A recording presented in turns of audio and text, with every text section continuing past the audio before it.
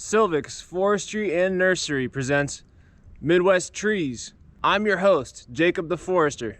This episode is all about sugar maple, or Acer saccharum. I'm standing right here next to a huge old sugar maple. For the next couple minutes, I'll show you all different variations of what the maple's bark looks like, all the way from a seedling to a sapling to an immature tree, all the way up to a really mature tree. So get ready.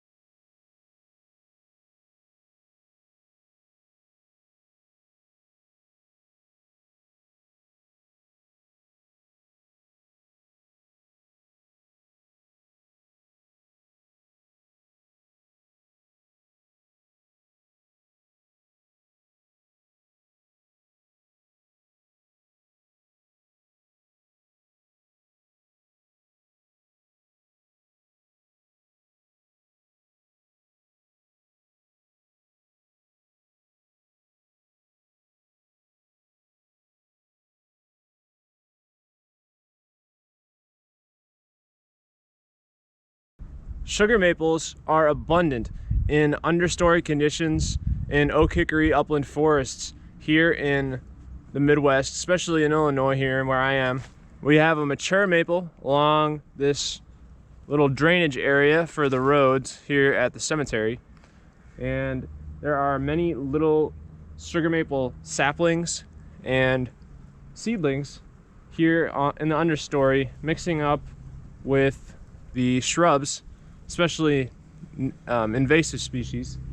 Sugar maples are very shade tolerant, so in shady areas and shady slopes like this, you'll be able to find more sugar maples here than, say, a south-facing slope that gets a lot of sun. Oaks are pretty shade intolerant. That means they're not able to withstand being in the understory in a shaded environment because they really need light. Maples do pretty well with light that's transmitted through the canopy leaves that would be in a shade intolerant species, and they can catch the light in the lower stories. Now, over the course of time, some trees do get overly suppressed and they will not be able to get up into the canopy if, say, an oak falls over. That sugar maple would then be required to live out its days in the understory. Maple associates itself in these upland forests in central Illinois with other species like sycamore, like buckeye, and I also see quite a lot of black cherry. I see black locust. I also see some walnut. Northern red oak can be found near maples. See a lot of hackberry or sugarberry as well. I also find a lot of tree of heaven. The invasive shrubs in the understory often are honeysuckle, and they can shade out any seedlings that grow under them, and they tend to grow on north-facing slopes or along the edges of forests because birds drop their seeds after eating the fruit that's bright red. So the honeysuckle just takes over and can shade out really important native species like maple or oak. Maples are called a mesic species, so they are a moisture tolerant species. Maples don't do too well in really dry environments. They do much better near water or in soils that are semi-well drained or soils that even are pretty moist. In nice sunny slopes, the maples can do really well and become dominant trees in the canopy. So you can look up and see that there are plenty of maples here along this slope, and they've made their way up. So essentially, if there's any shade intolerant species like oak under those maples, they're not going to do as well. Now, maples do provide a lot of wildlife value. There's value in their seeds for eating for birds, and other critters like to eat the seeds as well. Now, when there's sap running out, you can also find other animals trying to get to that sugary sap. It's got calcium in it, it's got sugar. It's great for if you want to get a lot of energy. Silviculture would probably choose on a stand like this to cut maples and encourage oak regeneration, because there's a lack of oak regeneration within stands in central Illinois, especially due to fire suppression in the past. You guys know of Smokey the Bear, and Smokey the Bear was big on, and it still is big on, making sure that fire is controlled and maintained. One thing in the past foresters did was suppress all fires, any and all fires. A big issue has come about in forestry where we've realized that fire is a very important aspect in oak ecosystems. Oaks have a thick bark that can withstand low burning fires. When fires used to roll through here really often, maple trees would be killed by fire. They would be killed by slow burning creeping fires. They'd be killed by really hot fires. And maple leaves, they lie flat against the ground. So the fuel for fire has changed significantly. Oak leaves tend to curl up, and they curl up and they create little air pockets inside of them, and they dry out really nicely. Here's a nice oak leaf, and you can see it's curled up and there is some air, so if it's sitting on the ground like this, air can pass through and fire will catch on these oak leaves and continue to roll across the ground. So now that there are a lot of maples, the maple leaves lie flat against the ground and they kind of like plaster against the ground. So they make it so there's less ability for fire to continue in these ecosystems. Therefore, maples are now starting to overtake the forest stands in upland forests, upland oak hickory forests. Now, this is a concern for foresters, this is a concern for economists, this is a concern for wildlife, this is a concern for biodiversity. The oaks are really important for mast producing. They have large seeds that are high in protein, and the ability for fire to go through these forest stands now is a big problem. The fire just won't carry against the plastered maple leaves. The fires will stop, and they're not burning hot enough to be able to kill the maples, which would allow for oak regeneration or oak seedlings to start coming about. Oak seedlings just won't do well in shaded out conditions, and the maples will cast a lot of shade onto the ground. So if you think about this stand right here, we have a lot of sugar maples in the understory, and you can see maybe that their branches kind of flatten out at the top of their tree and the canopy, even in the mid-story. So their canopy is going to grow out like this, and it's just going to start shading out everything below it once the leaves come out. And after the oaks completely mature and they start to die and decay, then the maples are going to start taking over, and new seedlings that come about are going to shoot up real straight. They're going to take over the canopy and become the dominant species in this area over the course of time. Maple trees form is really nice and spread. So you can see it has one main stem. Usually it can have two or multiple stems, but usually the branches go out and up, and they're not super duper straight when they're in open field conditions. But when they're in a forest stand, you'll see them as a more straight tree. That's where you're gonna get a lot of the trees that you'll want for timber for logging out in the forest. But if you're just growing one, say, in your yard or off in the street somewhere, you might find most of the time that the trees are gonna grow and spread out. Some sugar maples like this one grow real nice and straight, and those maple trees are pretty good for logging and for timber.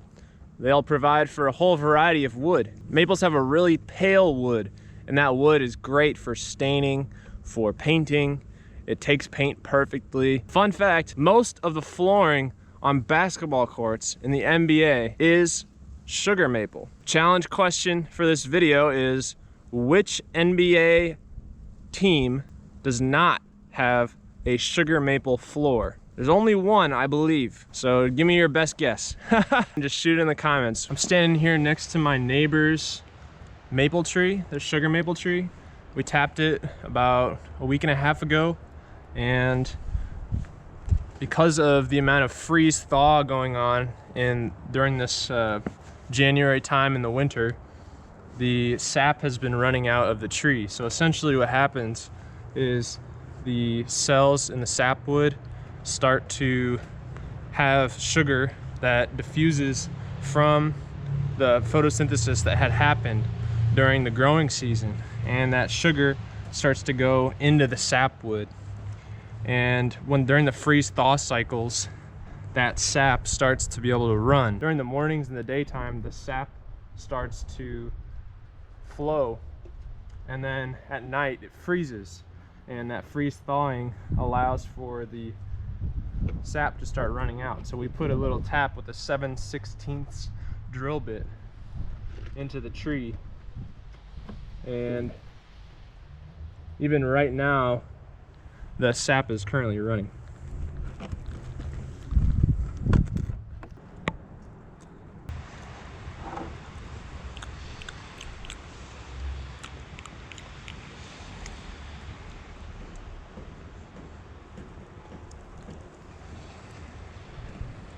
Tastes sweet, kind of like honey, some children say.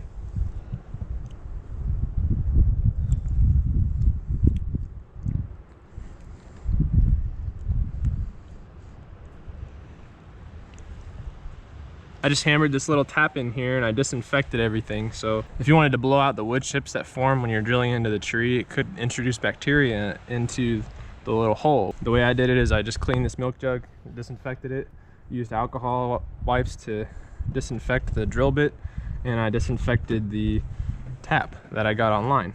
Sugar maples have the highest amount of sugar per unit of sap.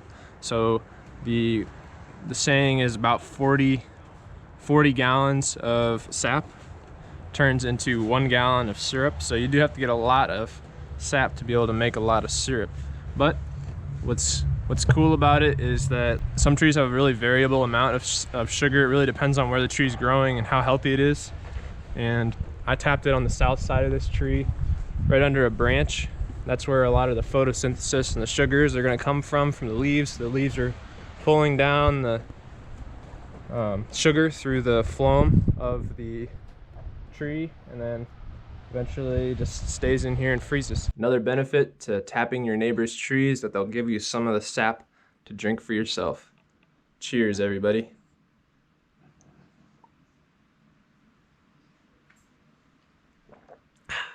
Yep.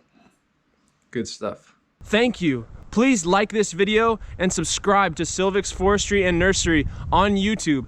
And check us out on Facebook, Instagram, and LinkedIn. I also have my own Wix website. Feel free to scan this QR code and check out the website, my blog that I'll be making posts on. On the website, you can find all the videos that I'll be posting. You'll be able to see photos that I have, and you can read what I've been thinking on my blog. Thank you so much for watching. I'm Jacob the Forester, and I'll see you next time. Peace.